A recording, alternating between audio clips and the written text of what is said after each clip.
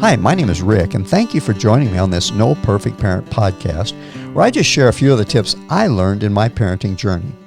You know, many parents struggle with trying to get their teens to open up and talk with them. So I thought I'd ask my adult kids if they had any suggestions, things that they remembered when they were kids growing up. And here's what my daughter Kara said. I did a lot of foolish things growing up, but my parents knew about nearly every one of them, usually because I told them.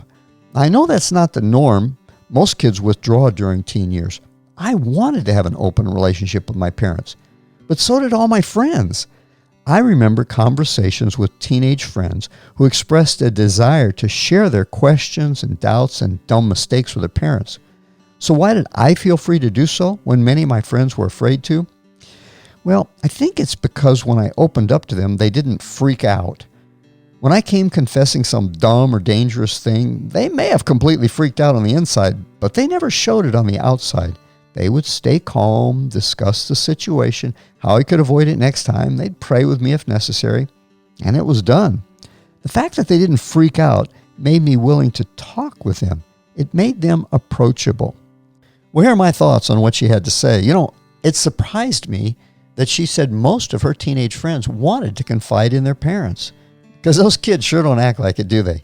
And we let that outer facade fool us. Because of our own insecurities, if they don't immediately open up, it's easy for us to conclude, well, they don't want to talk with us, and then we go away. Sometimes I need to be reminded that I have to be the adult in the situation. I have to begin the conversations, and then I have to push through that wall, even if it's awkward or uncomfortable. I have to reach in and try to understand their world because there's no way they can understand my world. Besides, it isn't their responsibility, it's mine. If you want to keep the door of communication open, or if you want to begin cracking it open, your teen needs to know that you won't freak out. Remaining calm doesn't mean you endorse the behavior or that you aren't shocked by the question. It simply means you are imitating our Heavenly Father who invites us to approach Him with all of our cares. That's 1 Peter 5:7. And He's never shocked, even at our most outrageous actions. Check Psalm 86:5 for that one. Now, if we freaked out in the past, why would they approach us? They don't want to hear another sermon about what a total mess up they are. They already feel like a failure. No wonder they withdraw. So what can we do if we have a freak out reputation? Well, I've personally experienced the astounding power that comes from apologies and from humility, even when our kids are in their teens and young adult years. And I talked about that, the power of apologies, in a previous podcast. You know, we've all blown it at times. We just need to admit it to ourselves and to our teens. If we want them to open up to us, this is a great way for us to take the first step and demonstrate our own openness by admitting our mistakes. Here's some other suggestions that might help you further open the lines of communication.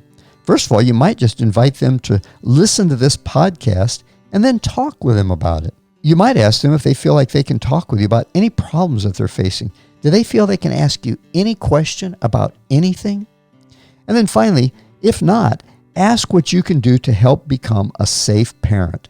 One that they feel like they can approach with their problems or with their questions. You know, just letting them know that that's the desire of your heart will go a long way toward building confidence in them. And then remember, don't freak out no matter what they say, because they will unconsciously be testing you. They're not doing it intentionally.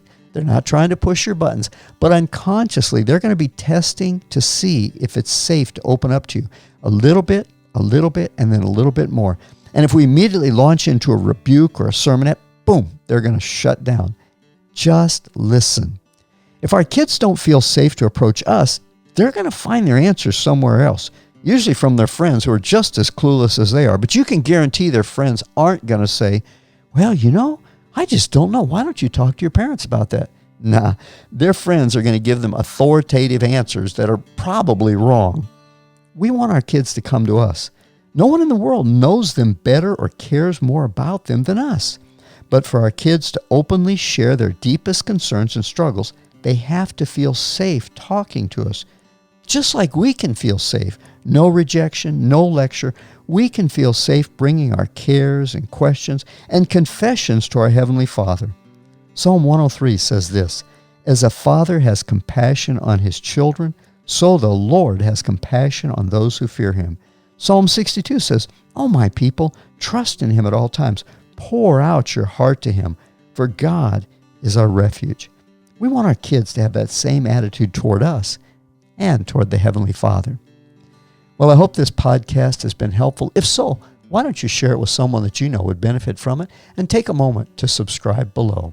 Thanks, and remember, God only loans us our children. He expects us to give them back to him.